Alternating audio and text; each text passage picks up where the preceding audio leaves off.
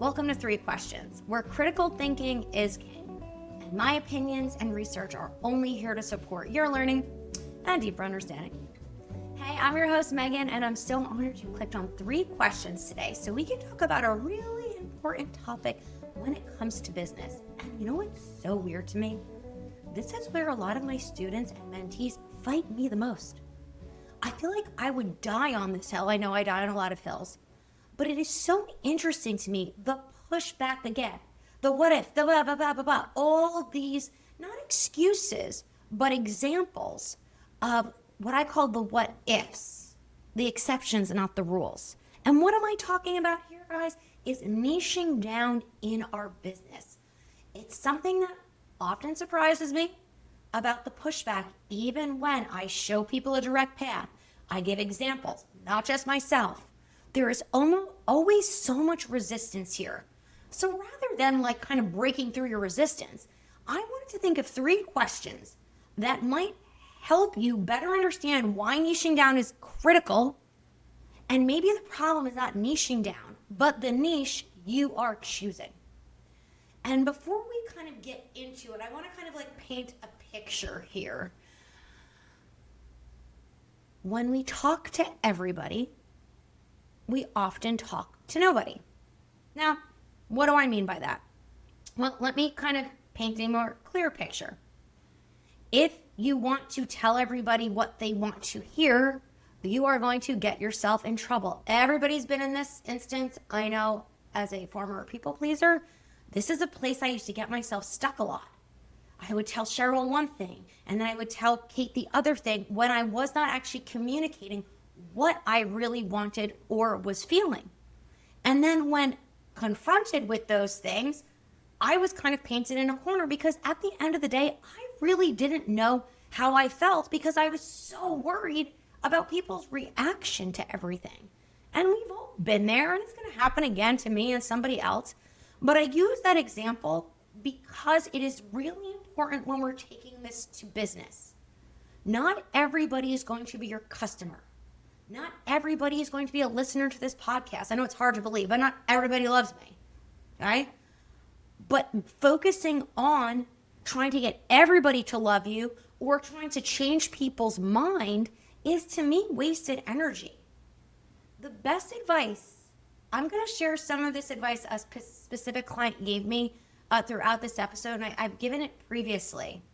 But I asked him for his advice a lot. He was a very successful businessman, a beloved CEO. He did a lot of things in business that I really admired, and he's really straightforward. And I was telling him about something I was struggling with, and he said to me, "It sounds like you're focusing on the 2%. And I was like, "What?" He's like, "You're focusing on the 2%. Focus on the 98%. And I was like, no. And he was like, "You're focusing on the 2%. How many people are actually the problem? Name them." And I was like, And I said the 2 people's names out loud. And he's like, "How many people are in your mentorship group?" And I was like, oh, shit. Because I kid you not, there was literally 102 people in the group at that time. This is years ago. And so he was actually kind of spot on. I was literally focusing on 2% and not the 98%, almost to the exact number. And I had a pause. And I was like, okay. And he's like, "Just focus on the 98% and tell me what happens next week." And he was right. There was a huge shift. So in our effort to make everybody happy, we could be potentially going after the wrong customer and alienate the people who actually love and care about us and really want to hear what we have to say. So to dig right into question 1, this is one you are not going to have an answer for today. And if you have an answer today, I want you to break it down and get super specific. So in your business, who do you really want to talk to help, and to work with? Just let that sit. Who do you want your 98% to be? Now, not the 2% in the other way. Let me explain. Okay, you're going to always have ride or die people They are your early adapters. They are your people. I am sure many of you guys are listening to right now, and I freaking love you, and I know who you are, and I'll never forget it. But these aren't the people I'm talking about. Not your exceptional clients, not your easy people, not the story of your favorite client you tell at a conference. The average person who would walk into your studio, clinic, restaurant, whatever business you're running. The average person. Who do you want to work with? And you need to get specific. Don't be like women. Don't be like athletes. Get more specific. And I'm not even going to ask you to... No, I'm going to ask you. Take that group and get even more specific. Let me give you an example. I want to work with women. Okay. What age group? Women under the age of 40. Okay. Be more specific. What do they like to do? Work out. What are their problems? Well, I don't know, I just want to work with women who want to get fit but don't have a lot of time. Why don't they have time?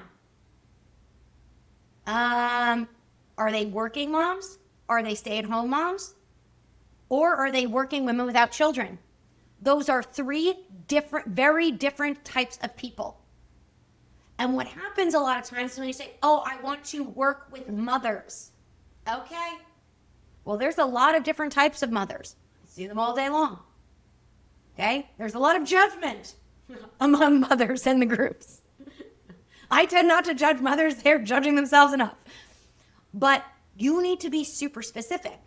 So if you're going to be like, no, I kind of want to work with working moms who still want to make specific time with their kids. All right, boom.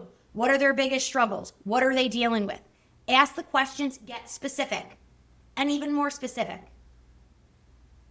Now, again, as someone like me, maybe I want to talk to working moms. I'm not a working mom. Okay? Doesn't matter. If I know that person really well and talk to them and don't pretend I'm one of them, nothing's more annoying than something when people say we. That's something you'll never hear me say at the neuro studio. I do not know what it's like to have a neurological condition. I do know what it is to have post-concussion syndrome and symptoms like that, but it's not the same thing. So something Mariska and I always talk about, I will never say we. I'll never say what my favorite cane is. I'll never say my favorite AFO. I don't need one. I can say, this is what I recommend for my client for this. This is what I'm seeing amongst all my working mom friends. And as an outsider, maybe I can help. Now, for me, if I'm a working mom, I might not want to take advice from a woman who doesn't have children and is acting like she knows what I'm going through. That's me personally. But I might not be your avatar. And an avatar is kind of a technical term a lot of business people use. Give me the description of your actual customer. You can create a little picture. Now, for me, years ago, I owned a Pilates studio. It was kind of more a fitness-based Pilates studio in Hoboken, New Jersey. Shout out Premier Pilates and Training. I sold it because at 30, I owned it for 5 years. I realized this was not a sustainable business model. And if you're running a Pilates studio, I did a whole episode about that. The Pilates studio business model was never a good business model. My dad kind of told me that when I opened it, but obviously at 24 with no business experience, I knew better than him. Anyway, but lessons learned. So anyway, I saw the writing on the wall. I knew what was up. I actually at one point, I sold my studio, I was going to go work for my dad in insurance consulting. Why? Because I kind of thought, maybe I'll just sit at a desk job, make money, and be happy. Well, that lasted 4 months. I knew I wanted to do movement. I knew I had a unique expertise with a master's in applied physiology and exercise science. Nobody really had that at the time. But how could I set myself apart from the masses? I did not want to be a physical therapist. I didn't want to be kind of in the Pilates world in that respect. And then a woman walked into my studio. Actually, that's not how it happened. I've told this story before, but I'm going to give you the Reader's Digest because this episode is not about me. A PT called me and asked me if I worked with MS. And I said, yes, of course I work with MS. And then I had to Google, what is MS? The arrogance of being 24 years old. But what was interesting to me is when I Googled, what to do for people with MS. It was like crickets, tumbleweeds. It was like stretching, this word spasticity. There was all this stuff. And I'm just like, okay, this woman coming in is going to be like very disabled. And she wasn't. Yeah, she had a lot of fatigue. We can only do 30-minute sessions. But I was kind of like, this population is confusing to me. MS is an interesting condition. There's like a ton of information, but there's no information. And it was, listen, you usually get diagnosed on the younger age. So it was a lot of people my age. There was people older who had MS for years.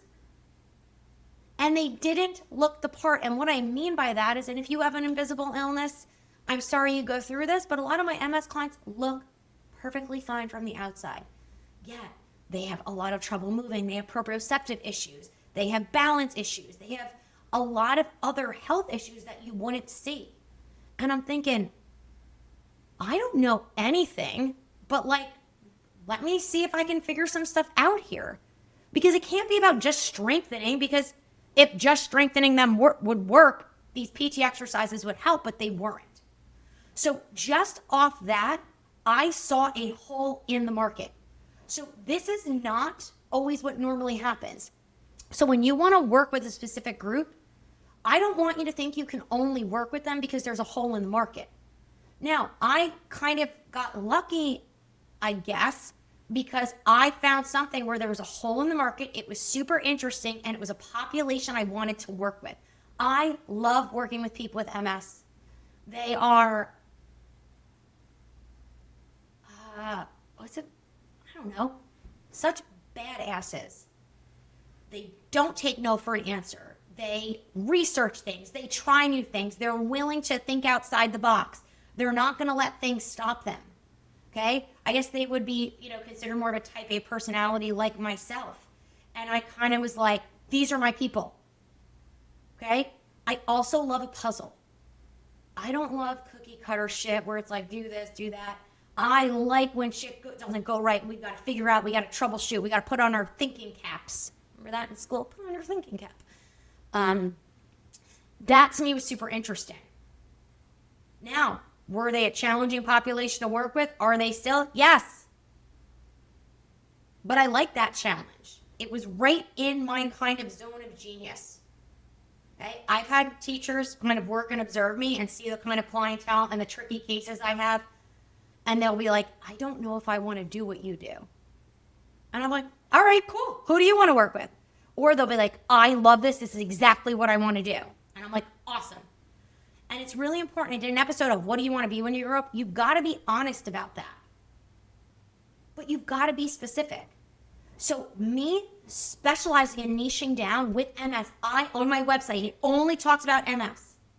Now, what I didn't realize at the time is multiple sclerosis has a ton of symptoms. Like if you ever remember that show House, he would always rule out MS first because there's like the possibilities of symptoms are endless because there's so many areas of demyelination on your nerves that could occur. So again, I love that challenge. But what was interesting is all my TBI clients, all my complex neurological stuff, like I have worked with conditions people sometimes see only once in a lifetime because people would seek me out because like, oh my God, she knows how to work with MS. Maybe she can help me. I don't have MS, but I have similar symptoms. I have this. And I would say, be like, listen, I've never worked with that condition, but I did some research and this makes sense. Let's try X, Y, and Z. And I'd be always totally honest with them. And I think they appreciated that because everybody would love to point out what was wrong with them and tell them what they did to do, but nobody came up with solutions. So for me, at a very young age, I am someone who's very stubborn and hates bullshit, vague answers. Oh, just do this. Why? And I'm not asking why because I'm trying to poke holes. I really need to understand why so I can replicate it. If I just memorize, do that exercise for this person, how is that going to help me? That's stressful. But if you explain to me why that works, I'm like, holy shit, can we also use that for this condition? Well, no, Meg, that's peripheral nerve, not central nerve. Oh my God, tell me more. Let's look into it. Okay?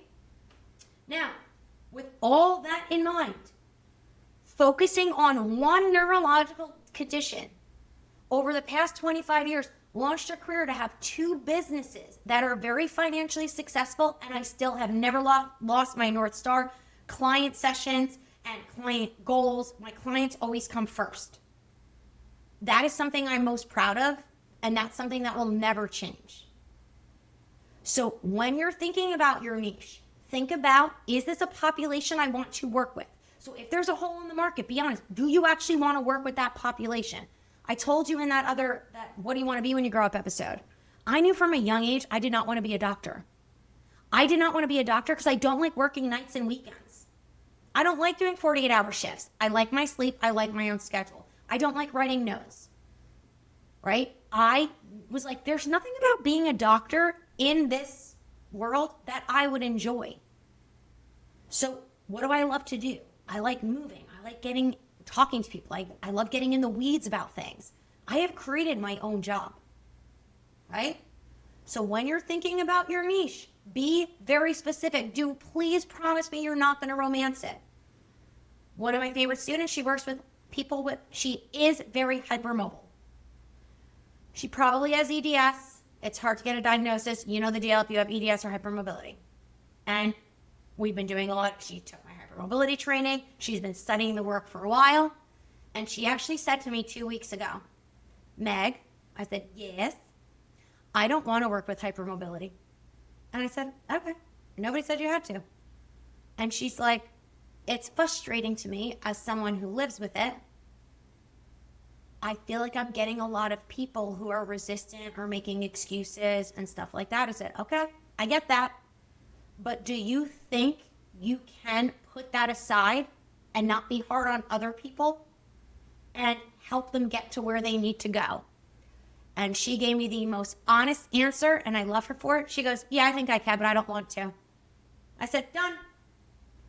And then she said, I actually think I want to help people on the opposite spectrum. People are super tight or in pain because these methods work the same for chronic pain, don't they? I was like, yeah. And I was like, I think that's amazing. And I think it also gives a real good yin to the yang of that. And she's like, I feel like I can be more compassionate to those people. And I was like, done. I think for me, working with people with neurological conditions, I can understand some of the symptoms because I've experienced some of them temporary. But I get so shocked when other people and PTs and OTs and other Pilates teachers are like, they're just not working hard enough. They don't want it enough. I have stroke clients that work hard. And I'll be like, man, do you know how hard it is to recover from a stroke or a brain injury? It's so hard. It's like the hardest thing anybody will ever do. I say to some of my stroke clients, I don't know if I can do it. I don't know if I'm mentally tough enough. So this is a group of people I really admire. But if you find the group of people you're working with, you have lost compassion for, and that doesn't make you a bad person. That makes you honest. Trust me, there's a lot of groups of people I won't work with. I'm just sick of the argument and the conversations in some of the movement industry. I'm not going to have these debates that are meaningless to me. And I'm not going to debate with you my work when you haven't studied it. Okay? So you are allowed to not want to work with a population. You are allowed to want to go all in on a population. The only thing I ask you about question 1, guys, is please do not romance it and be honest with it. I literally was I think something shifted in me when she said that. Yes, I could do it, but I don't want to. And I was like, love that. Love that. I feel like I'm going to take some of that energy with me when I left that session. So, and remember, guys, this doesn't have to be long-term. You're not marrying these people. And even if you get married, you can get divorced nowadays. But be really specific of who you want to talk to, because those people are going to respond and listen to certain things. Okay? I have 3 social media pages, not on purpose. We have the Neuro Studio, my Koppele Duffy, which is like kind of like my personal page, which I don't really ever post on, and the podcast. Now, I didn't want to have a 3rd page, but podcasts on Instagram, just so you know, if you ever want to start one, those don't really kind of get a lot of views, but it's just kind of out there in the universe. And on my personal page, I don't need to niche down. I have a business that's really niche down and brings in all my income. I don't really know what I want with that page. I don't really post anything. When I figure it out, you'll know. You'll see it. But you don't have to jump into anything until you're ready. Maybe wait until you really figure out your niche, and until then, maybe just post shit. Throw shit against the wall, see what sticks. You'll be surprised with what resonates with people. It cracks me up. Our most popular posts are anytime I fold a fitted sheet. I've got all this expertise up in this head, and all people give a shit about is how I can fold a fitted sheet. I think it's because I don't have any domestic bones in my body, so I think people are impressed by my folding. But anyway, so to rehash question 1, I know I kind of went all over the place. Who do you really want to talk to? Who do you want to help? Who do you want to work with? Don't romance them. Don't make them sound like they're going to be easy people. Be super specific and niche down even further. Once you get that group, you want to work with low back pain? Okay, be more specific. Do you want to work with people who have low back pain who are athletes? Do you want to work with people who are low back pain who sit at desks? Do you want to work with people who have had low back pain after acute injuries? And again, just talking to people specifically will help you build awareness and a brand, and people will know what you're talking about. But if you talk about every injury under the sun, people aren't going to know to go to you. And I always laugh, especially if you're on social media. You've got the whole global world. You really don't need that many followers to have a successful business. If you're doing one-to-one sessions, you can easily make 6 figures, really niching down and talking to a specific population, provided you get them results. Coupled with question 1, who do you really want to talk to, help, or work with? These better be people you can actually help. And if you can't help them yet, figure it out. Put your head down. Get really freaking good with it. If you want to work with a specific group, I wasn't great at working with people with MS when I started. God, I was 24. I had no clue what was going on. And I was tired all the time because I was 24. Right? But I got better. So don't think just because you're not the best, you won't be. Put your head down and work, but don't romance it. Okay? Now, let's move on to question 2. Oh, I hate this question, but I need to ask it. Why are you so scared to niche down? What is the actual problemo, people? What specifically is the problem? First, name the fear. What are you scared about? And maybe scared isn't the word. Why are you refusing to niche down? But I help so many people. Oh, stop it. Enough. What are you worried about? Well, are you worried that if you're talking to just people with low back pain, you might lose a customer who has an ankle injury you could help? Who cares? Let somebody else go help that ankle person. Do you really want to work with someone with an ankle injury? And if you're yeah, I want to work with everybody with all injuries, we are getting off topic. So, before I go deeper down this road, if you are still fighting me with the niche and say you want to work with all injuries, that is fine. You will be marketing to everybody all the time, constantly trying to get people in, and your business will not grow. And if you talk to anybody who has built a successful business, there are a few things in play. Number 1, they niched down harder, and they went all in. Niching down created an opportunity for things to then blow up. A funny story. My friend Missy, she's Missy Bunch on social media. She's got a big following. She does neuro work. She's a lovely human. When I had my intensive out in Phoenix, I invited her to guest lecture. And we actually talked about niching down because she was like, what is with people? And she was like, guys, niche down harder. And then things will she's like, you kind of got to go in and then out. And right before that, we were everything rolls around bathroom humor to me. And I was like, it's like you just took a huge shit. And we were dying laughing, but it totally was exactly the visual. Missy was saying, she's like, my business kept growing as I niched down and down and down and got more narrow. And then she kind of went and then everything exploded. She got all these opportunities that weren't even in her original niche. But because that niche was so strong and she built a business, she now had this expertise of how to build a business, how to build a community, all these things that people were asking her about. But you can't let the cart drag the horse. You can't be, oh, I'm going to help you do this and that and that and that, because people aren't going to know what your expertise is, why she got to there, why I have all these opportunities to work with different athletes or to do podcasts or do stuff behind the scenes that I don't even talk about, is because I niched down hard, got really specific and good at what I did. And that then opened up doors for people asking me, could you do this? Could you do that? So if you're going to still fight me on this, I will then just ask you to revisit your goals. And your goal might not be to build your business. Maybe it's something different. And then I want you to then turn off this episode and go to one of my goal setting podcast episodes. Maybe if Joe is nice, he will put them in the chat, because Joe, I don't remember any of my episodes. I can't believe, I think this is episode 73.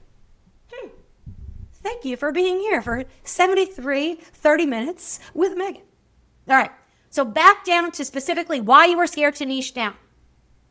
Okay, now, don't be scared. Everything will be fine. If you pick a niche and it doesn't go, you can always pick another one. It's okay. Nobody will die if you pick the wrong niche. But what I don't want you to do is pick a niche, and then when it doesn't blow up in like a month, you freak out. You've got to be in this for the long haul, the long game. I am very strategic with everything I do. When someone asks me something, I'm going to say, how is this going to help me now?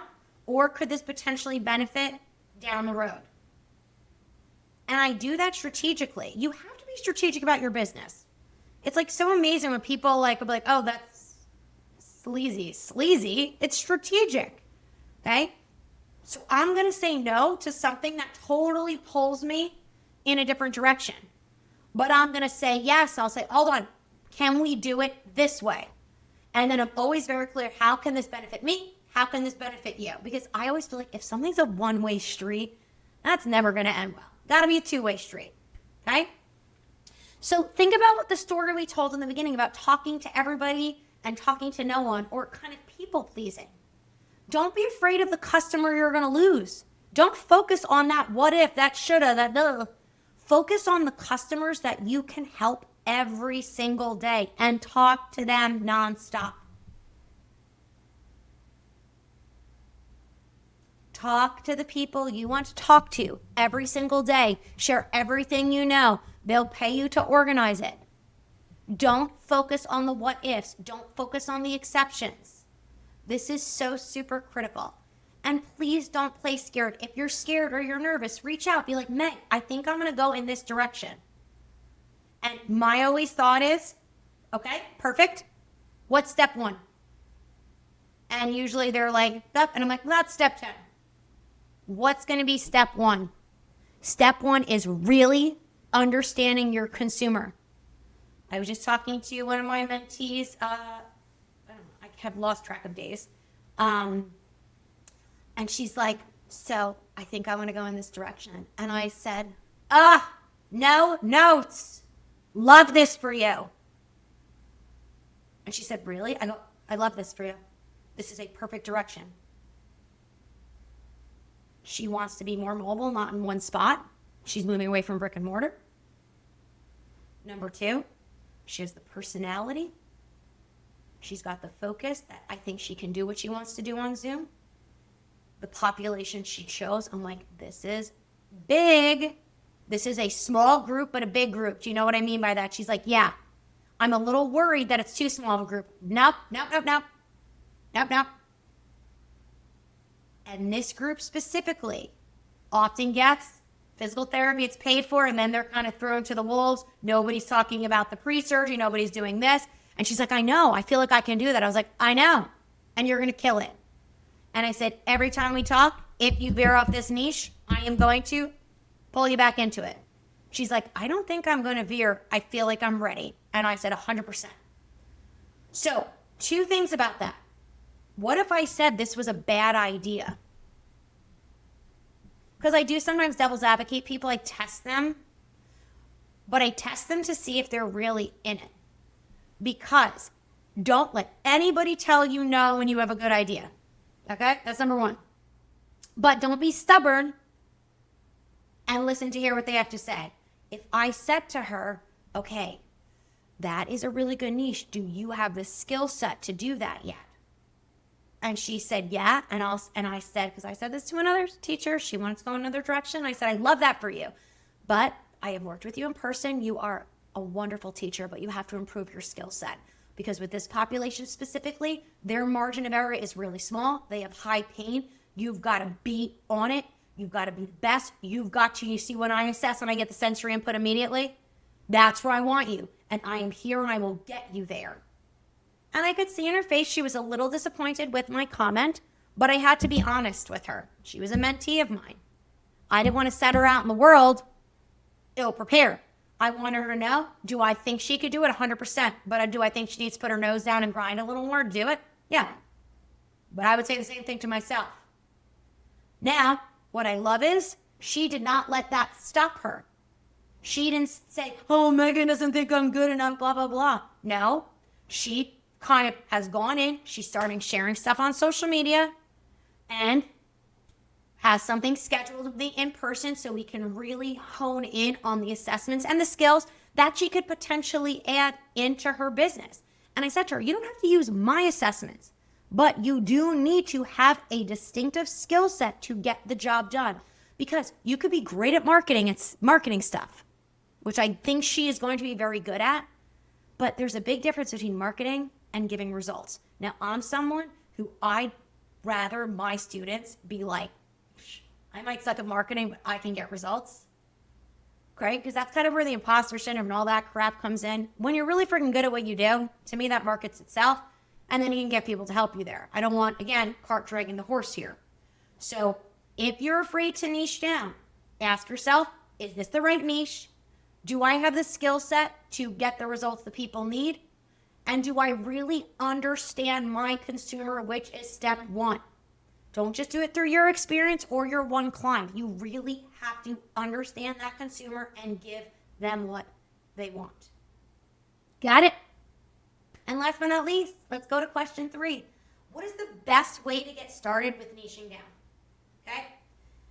Well, everybody hates this. I feel like this is like, everybody's going to hate this episode. I feel like I'm telling you shit you already know and you don't really want to hear. I'm sorry. Let me try to make this more applicable here. Step 1 is the best way to get started. I'm not joking. Most people start at like step 6 or step 10. So I've got this course I want to write. I want to teach people how to improve, decrease their low back pain. Did anybody ask you for that? No? Well, what's your customer? All right, my customer is people who have back pain. All right, what age are these people? Are we specific? Are we doing male, female? Are we doing non-binary? Like, what population are we talking to? What age group? Are they at desk jobs? Are they active people? What is the population you're really going to market to? Well, I don't know. I want to talk to them all. Okay, well, let's kind of niche down first. Understand the consumer. So we don't want to just be talking about a course before we have a customer. Then the biggest mistake, I have done this myself. I still do it sometimes, but remember, my avatar for my business that I market for is an advanced practitioner. I teach our advanced neurotechniques course. Okay? I'm kind of our avatar. Someone who's been around the block, educated, no bullshit, wants results. That's our customer for that course. Our customer for that course is not people who want a list of exercises, not egomaniacs, people who want to critically think and work. Okay? So when I'm sharing some of my material, I have to make it a little high level, because for me, I'm not going to take a course from someone who's telling me stuff I already know. Okay? Remember, think about who this person's customer is. If you're working with someone with low back pain, don't share from where you are now. Say you solved your low back pain. You've solved thousands of people's back pain. Do not teach from where you are right now. Think about where you started. That's where they are. Talk them through the steps. Yeah, have you gone to PT and you feel great when you're there, but then you bend over to tie your shoes and you're out again? Does everything feel fine? You're killing it until this happens. You've done all the exercises. You've done this. Well, how was your sleep? Like, so again, you've got to talk to people where they're at now, not where you're at. And this is a mistake I see all of the time. And again, how do I know? I've made this mistake too. I say to some of our like level 3 neuro studio teachers, love that post. Who was that for? Me? I'm the only person in the world who understood what you meant there. And they'll be like, and I'm like, hold on. It was a great post. I loved it. But I'm not going to pay you for anything. You're sharing the work you learned in my course. Don't cater to me. Cater to people who are going to pay you money. Maybe be like, hey, are you a neuro studio teacher who's getting a little lost in the weeds and needs some community and help? Hey, I'm a level 3 teacher. I can help guide you through it. I can translate Meghann for you. I've been studying with her for 20 years or whatever. Talk to your customer. Boom, right there. Maybe you want to work with people who have just had a stroke, okay? Don't give them all this complex stuff. Be like, hey, have you been told you have spasticity and still are a little confused about what that's like? I get it. Let's talk about it. Talk to them. Do you notice when you're doing your exercises, they're telling you to move a limb, but you feel like you're moving other parts of your body? Is that a problem? Let's talk. Talk directly to your customer. They are the ones that need help. And guys, I am telling you, from a business standpoint, I run 2 businesses, the Neuro Studio, which I run with my business partner, Mariska. Okay, we do a lot of education. We have a subscription. We've got a lot of different, it's more of an education company. My Koppele method business, where I still see clients, I do week intensives. I do intensives with teachers. All of that, totally different thing. But that business alone, just seeing clients and getting them the results, that is an easy 6-figure business. And I work a lot less than I used to.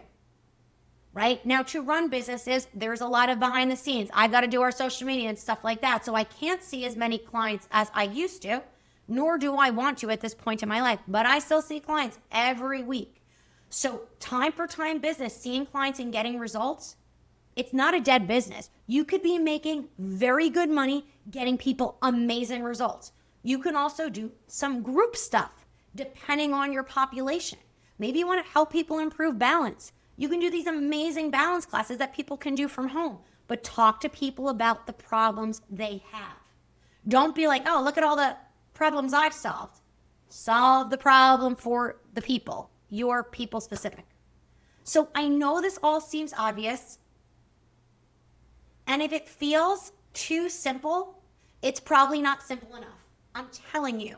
I know things seem obvious to you. I remember my good friend, Ashley, she is a very well-known trainer out in LA. Ashley Warren's an amazing human. She's been around for years. She actually was on, what was that show with Khloe Kardashian? Revenge Body. Just amazing. And she works with women in menopause because she's a woman in menopause and lifting. Now, it was interesting. She had told me once that I think her most viral post or a post she did was basically just showing women how to like re-rack the weights and put the lock on the end without like screwing up your nails. And I'm totally probably butchering it. Sorry, Ashley. And she's like, it seems so obvious to me. Like, why would I even share that? But women are like, oh my God, I always see people do that, but I never wanted to do with that because of X, Y, and Z. And it really helps connect. So if you think something is simple, it is not simple enough. People don't want complex shit. As the queen of complexity, people don't want complex. I work hard to simplify it, but also I'm like, this isn't simple. I am catering towards a different population. Okay? So I'm going to wrap a bow around all of this. I hope you are not scared to niche down. I hope you're excited to niche down. I hope you really take some time to think about who you really want to talk to and devil's advocate it. What's their personality type like? What's their schedules like? What do they complain about? Like, these are all things you have to consider. Think about the average person, not the exceptional one. And don't limit yourself to people who are just there interested to learn. Those are like, I always say, like, my husband, he teaches special education and history. And he always says, like, the AP teachers are, like, super snobby and think they're above the special ed teachers. And I will die on this hill. I don't think an AP teacher is often the better teacher. It's easy to teach people who are intelligent and want to be there, and who might have specific educational goals, so will strive for that A. It is much harder to teach people who are intelligent. I think everybody's intelligent in their own way, who don't really want to be there because it's not geared to how they learn or what they're interested in. It is a lot harder to teach people who don't want to learn the thing you want to teach. Most people don't want to change. Let's be honest. And our bodies, our brains prefer familiarity. We don't want change. So if all these things you're doing in your life is giving you back pain or leading to a hip replacement, it's going to be hard to change that. So the real great teachers are you guys, the ones that can teach the people who everybody says are unteachable. They're not unteachable. Nobody is just talking to them in a way they can receive it. So really think about that population and talk to them and listen to them like nobody's ever done that before. Number 2, stop playing scared. Don't worry that I'm niching down too far. I'm going to have no customers. I remember one of my favorite people in the world, Cindy George. She does scar tissue, the McLaughlin scar tissue technique. She's amazing at it. She's just an amazing practitioner. And she was like, I don't know if I want to niche down. I looked at her website. I'm like, holy crap. You offer too many things. How am I supposed to know what to do? I'm going to get, what is that, decision paralysis? Just tell people they're booking an hour of Cindy and you have all these credentials. You'll figure out what they need. But she was afraid to niche down in scars. I go, name a person who doesn't have a scar. That's like a great niche. But be more specific with those scars. What are you going to help people do? And that has really helped her build her business and let people know. Can she do a lot of other things like Reiki or Pilates and that stuff? Well, what if I don't get as many neuro clients? Well, do you like working with neuro clients? Yeah.